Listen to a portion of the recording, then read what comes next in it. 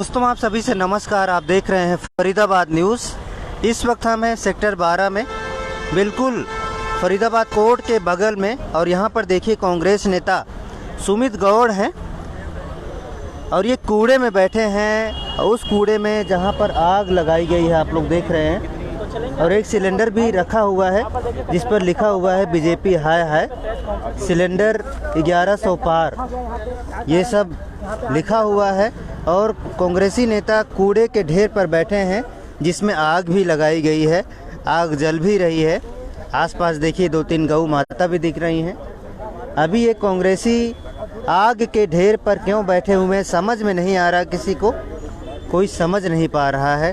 तो हम बातचीत करेंगे सुमित गौड़ से, पूछेंगे भाई इस कूड़े के ढेर पर, आग के ढेर पर क्यों बैठे हैं, आखिर मामला क्या है, बीजेपी सरकार से क्या शिकायत है, और ये सिलेंडर यहाँ पर क्यों रखा गया है, और सिलेंडर पर सील लगी हुई है, यहाँ पर आग भी लगी हुई है, कहीं कोई घटना दुर्घटना ना हो जाए, इस बात की भी चिंता है।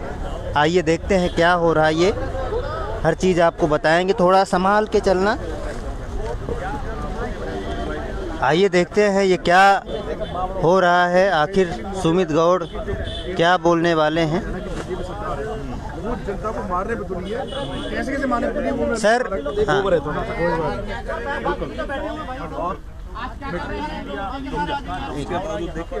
एक बार में ले लेंगे भाई। ये जो अरेंजमेंट किया हुआ है, एक मिनट, एक आप शुरू कीजिए सर। 50 रुपए 1100 पार नेता मस्त, जनता अधिकारी मस्त। किस तरह से यहाँ पर मौजूद और प्रेस वार्ता ये कर रहे हैं यहाँ पर, और देखते हैं क्या हो रहा है, क्या हो रहा है। गौड़ जी अठेरे में प्रेस कॉन्फ्रेंस क्यों कर रहे हो आज? देखिए, सबसे पहले तो एक मिनट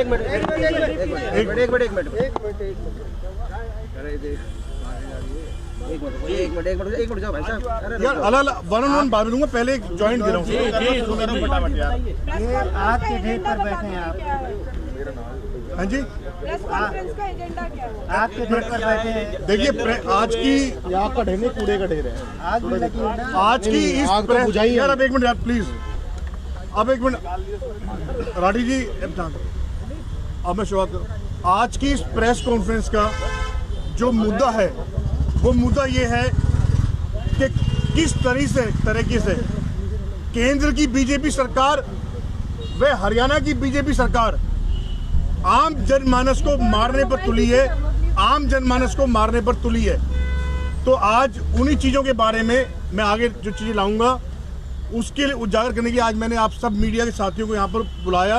सबसे कूड़े के ऊपर क्यों बैठे हैं? मैं आ रहा हूँ, उसी बात पे आ रहा हूँ कि मैं बता देना चाहता हूँ। देखिए, सबसे पहले तो बात करूँगा मैं फिलहाल हमारी हरियाणा सरकार बीजेपी की खट्टर खटारा सरकार की।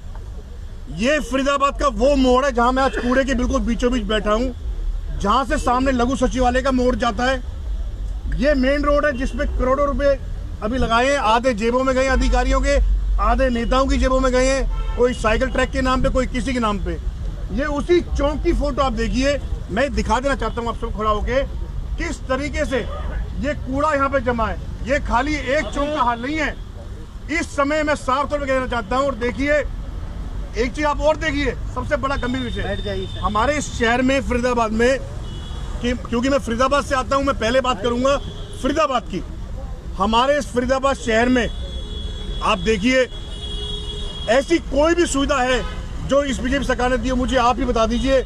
आज इस फरीदाबाद शहर में कहीं चले जाओ, ओल्ड फरीदाबाद, नहर पर कॉलोनीज, जितनी नई बिल्डिंग सोसाइटीज नहर पर बनी, वहां हर 1 किलोमीटर के बाद कूड़े के ढेर जमा है, और वहां पे आवारा पशु भी घूम रहे हैं। ये पशु कोई हम नहीं लेके आए, ये आवारा पशु जो पीछे देख रहे हैं, ये देखिए किस हालत में, चाहे ये बेचारे प्लास्टिक की थैली खा लें, चाहे ये गलती से मुंह में कांच खा लें इस कूड़े में।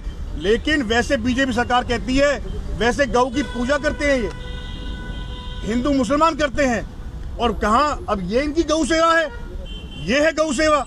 तो मैं आज मेरे से तो देखा, देखिए आपने हमेशा देखा है, मेरे से तो देखा जाता नहीं। मैं इस फरीदाबाद क्षेत्र की जनता की हर सुख दर्द की दवा मैं उठाता रहता हूं, आज भी उठा रहा हूं, पहले भी उठाई और आगे भी उठाऊंगा। नगर निगम में गया मैं खुद भी, वहाँ अधिकारियों से मिले, सबसे मिले, एक बार कहने पे कर जाते हैं, उसके बाद फिर वही लापरवाही। आज हालत फरीदाबाद की ये है कि पूरा फरीदाबाद लोकसभा क्षेत्र इवन पलवल तक ये सभी एरिया नरकीय जीवन जी रहे हैं किसी भी तरह का।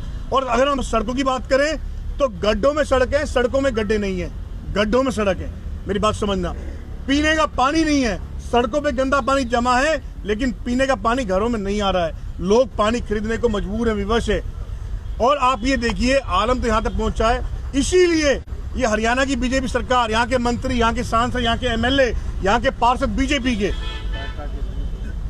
जो नगर निगम चुनाव है उनको टालते आ रहे हैं। पहले 1.5-2 साल लेट कर दिए ब्लॉक समिति सरपंचों के चुनाव, अब 1 साल के लगभग लेट कर दिया फरीदाबाद पार्षद का चुनाव, नगर निगम चुनाव, क्योंकि उनको पता है कि वो किस तरीके से कहाँ खड़े हैं और कहाँ आज अगर आपसे लगभग 1 किलोमीटर दूर सीएम साहब आ रहे हैं। हाँ जी, वहाँ सैकड़ों सफाई कर्मचारी लगे हैं। हाँ जी, यहाँ तो नहीं है सफाई कर्मचारी। आप ये देखिए पुष्पेंद्र जी, मैं साफ कहना चाहता हूँ, ये जो बीजेपी सरकार है ये केवल इसके नेता और बीजेपी सरकार के अधिकारी केवल उसी दिन चुस्ती में आते हैं जब यहाँ पे मुख्यमंत्री ने आना हो, गृह मंत्री अमित शाह जी ने आना हो या प्रधानमंत्री जी ने आना हो।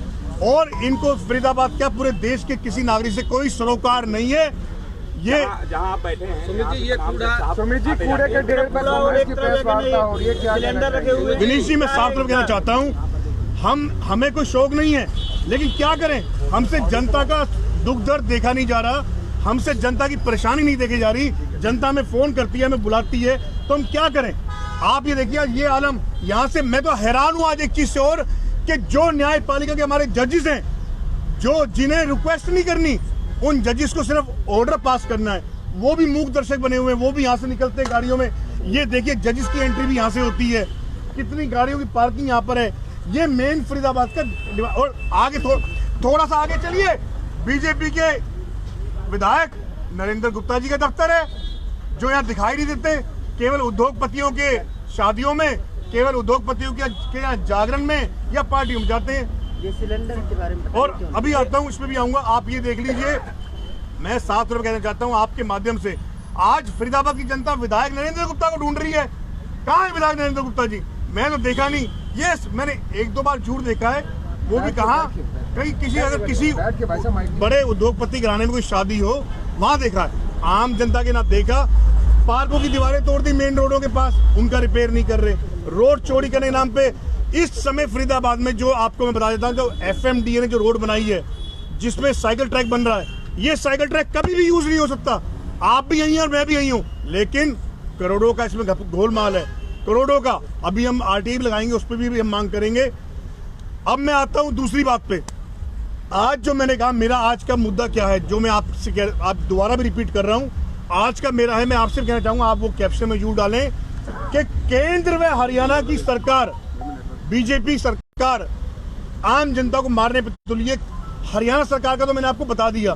अब मैं आता हूं केंद्र की सरकार पे। आज एक ऐसा रहस्य खोलूंगा कि आप सब लोग कहेंगे भाई वे क्या है। ये रहा गैस का सिलेंडर, जो परसों इस बीजेपी सरकार ने, नरेंद्र मोदी जी की सरकार ने, स्मृति ईरानी जी की सरकार ने, राजनाथ सिंह जी की सरकार ने ये गैस का सिलेंडर कल 1 मार्च को फिर बढ़ा दिया, 1104-5 रुपए का कर दिया फरीदाबाद में। ये केंद्र सरकार पहले कहती थी, ये वही केंद्र सरकार है जो 2014 में जब कांग्रेस पार्टी की सरकार थी, जब सिलेंडर 450 से 505 का हुआ था, इन्होंने जंतर मंतर पे सिलेंडर उठा के प्रदर्शन किया। इन्होंने जंतर मंतर पे जब पेट्रोल और डीजल 50 से 52 रुपए हुआ, वो भी राजनाथ सिंह जी ने हाथ में केनी पकड़ी हुई थी। इन्होंने कहा था हम सत्ता में आएंगे, पेट्रोल डीजल 50 से नीचे करेंगे, गैस का सिलेंडर भी 400 से नीचे करेंगे। ये वो अभागी सरकार है, ये वो हिटलरशाही सरकार है, जो सिस्टम का दुरुपयोग करके सबसे पहले उन्होंने पिछले 3 साल से जो कांग्रेस पार्टी आम आदमी को, हर आदमी को गैस सिलेंडर पे सब्सिडी देती थी, इन्होंने वो सब्सिडी बंद कर दी। ये क्यों किया, कहां? पहले दूसरी बात, पेट्रोल डीजल के आप रेट देख रहे हैं, पेट्रोल डीजल लगभग 100 के पार आ चुका है। आप खुद भुगत भी रहे हैं, आपके घरों में महिलाएं भी हैं, बच्चे भी, सब आजकल सब परेशानी में हैं। तो अब इसके पीछे कारण क्या है, मैं उस कारण को आपको आपके सामने लाना चाहता हूं, जो हर कोई नहीं बोल पाएगा, जो शायद मेरे जैसे ही आदमी बोल सकता है खुल के। साफ तौर पर कहना चाहता हूं, आपने देखा होगा पिछले 2 महीने से एक देश में बड़ा अजीब खेल चल रहा है। ये देखिए कि अडानी कैसे डाउन गया उसका ग्राफ और कैसे उसकी स्थिति बद से बदतर हो गई और बदतर होने जा रही है। सिर्फ अडानी को प्रमोट करने के लिए, जितेंद्र जी हाथ लगाओ, ये सिलेंडर जो है ये 1100 रुपए का सिलेंडर कर दिया। अनिल जी, जितेंद्र जी, सोलंकी जी, ये देखिए, मैं कह देना चाहता हूँ ये किस लिए किया, इस बात पे आता हूँ मैं आपके पास। क्योंकि जो घरों में जो पाइपलाइन चल रही है, जो घरों में जो पाइपलाइन के जो गैस कनेक्शन है, जो घरों में जो अडानी की सप्लाई आ रही है, आप वो देख लीजिए। सिर्फ और सिर्फ अडानी बंधुओं को दोबारा से प्रमोट करने के लिए, दोबारा से उनको धन इजाफा करने के लिए, ताकि लोग ज्यादा से ज्यादा अडानी की वही गैस कनेक्शन पाइपलाइन पर आए। आप समझना मेरी बात को। गैस पाइपलाइन कनेक्शन आज सेक्टरों में जिसने भी लगवाए हैं, पहले उनका बिल आता था 600 रुपए। सेक्टर में किसी भी घर में चले जाओ, आज उसी पाइपलाइन का बिल आ रहा है 1800 1600 पर मंथ का। जहां भी शुरू में नया कनेक्शन लगाते हैं वहां स्कीम अच्छी देते हैं, 1 साल बाद काटने पे लग जाते हैं आम जनता को। सिलेंडर इसीलिए प्रमोट कर रेट बढ़ाया ताकि लोग जो अभी भी पीएनजी पे जो नहीं आए, अडानी की गैस पे जो नहीं आए अभी भी, वो सब लोग भी डाइवर्ट हो जाएं वापस।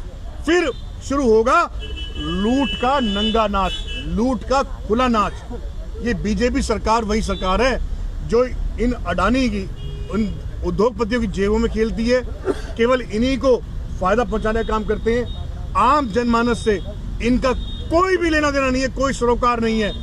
आप ये बताइए, आज बीजेपी से मांग करता हूं मैं, केंद्र के नेताओं से, कि जब आपने सरकार सत्ता में लिया था, आपने सब्सिडी बंद करने के लिए नहीं कहा था, आपने सिलेंडर 400 पे लाने के लिए कहा था 500 से।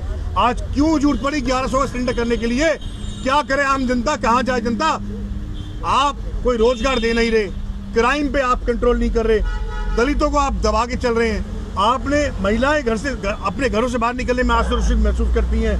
तो आप ये देखिए, मैं साफ तौर पर कहना चाहता हूं, मैंने पहले भी कहा था, मैं देखिए मेरी कोशिश क्या रहती है, कोई मुझे भी शौक नहीं है कूड़े में बैठने का, ना मुझे शौक है, ना हमारे प्रवक्ता साथी भाई वरिष्ठ कांग्रेस जितेंद्र चंदेलिया जी को शौक है। हमारे साथ अनिल कुमार जी नेताजी हमारे कांग्रेस के वरिष्ठ नेता हैं, हमारे संजय सोलंकी जी हैं वरिष्ठ नेता प्रदेश कांग्रेस के। हम सब लोग भी आप ही की तरह अच्छे घरों से बिलोंग करते हैं, अच्छे संस्कार है, अच्छी चीजें हैं, लेकिन यहाँ कूड़े में क्यों बैठे हैं? क्योंकि ये बीजेपी के जो नेता है ना, ये मेरा ये देखिए, ये स्लोगन मेरा 5 साल पुराना से मेरा स्लोगन चला रहा है। आप देखिए, इस स्लोगन में एक भी बात गलत नहीं है। नेता मस्त, जनता त्रस्त, सरकार मस्त, जनता त्रस्त, अधिकारी मस्त, जनता त्रस्त। आप ये देखिए, मैं साफ कहना चाहता हूं, आप आज मैं लिटरली रो पड़ते हैं कई बार, क्योंकि हम मजबूर हैं। ये अधिकारियों और नेताओं को जो खुला नाच है, जो नंगा नाच है, इसके आगे हम भी मजबूर हैं। राज हमने भी किया है, कांग्रेस पार्टी ने 10 साल भी राज किया है। जब इस देश में प्रेजेंट 2005 से 14 तक कांग्रेस पार्टी की सरकार थी, हरियाणा नंबर 1 था, देश नंबर 1 था। लेकिन ये जुमलेबाजी करना, ड्रामेबाजी करना, आज हरियाणा नंबर 1 के पायदान से 2014 से आज इनको तकरीबन 9 साल होने को हैं, केंद्र पर हरियाणा मिला के। आज ये फिर से वही केंद्र सरकार ने हरियाणा को धकेल दिया लास्ट के पायदान पे। आज हरियाणा की गिनती खास तौर पे उन पिछड़े हुए प्रदेशों में होने लग गई। आपको याद होगा, जब कांग्रेस की सरकार थी, देश या प्रदेश में एक अमन चैन का माहौल था। अब तो इन्होंने देश में हिंदू मुसलमान के नाम पे बांट दिया है, हरियाणा में जाट नॉन जाट कराते जा रहे हैं, राजस्थान में गुजर और मीना बांट दिए हैं, गुजरात में पाटीदार और नॉन पाटीदार इन्होंने अलग कर दिए हैं। इनका काम है, अंग्रेज चले गए और इस बीजेपी पार्टी को हमारी छाती पे छोड़ गए। इन्हें डिवाइड एंड रूल की पॉलिसी ये लोग खेलते हैं। जिस पॉलिसी को अंग्रेज खेलते थे 20%, ये बीजेपी उस पॉलिसी को खेल रही है 100%, डिवाइड एंड रूल। और अब आप ये देखिए, मैं साफ कहना चाहता हूँ, देखिए आज जनता के लिए हम समर्पित हैं, जनता के लिए हम समर्पित रहेंगे। मुझे बीजेपी ये बता दे कि बीजेपी ने कैसे सिलेंडर 1100 का कर दिया रातों रात। और इस गंदगी का आलम कैसे, ये कैसे ठीक होगा? मेरे को एक साफ। सवाल है सुमित जी। हाँ जी, ये बोलिए। कूड़ा यहाँ पहले से मौजूद है या प्रेस कॉन्फ्रेंस के लिए डलवाया गया है? ये रोज डलता है जी, ये कूड़ा रोज डलता है यहाँ पर। तो देखिए, ये ऐसा है। इस रोड पे और भी कुछ जगह ऐसी जहाँ कूड़ा डलता हो? कृष्ण जी, मैं बताता हूँ, आप 16 में चलिए, वहाँ 15-16 मैं पार्टिकुलर रोड की बातें कर रहा हूँ, कोई ऐसा अड्डा और भी जहाँ डलता हो? जगह कूड़ा है जी, आप यहाँ पे इस जगह पे देखिए, ऐसे काम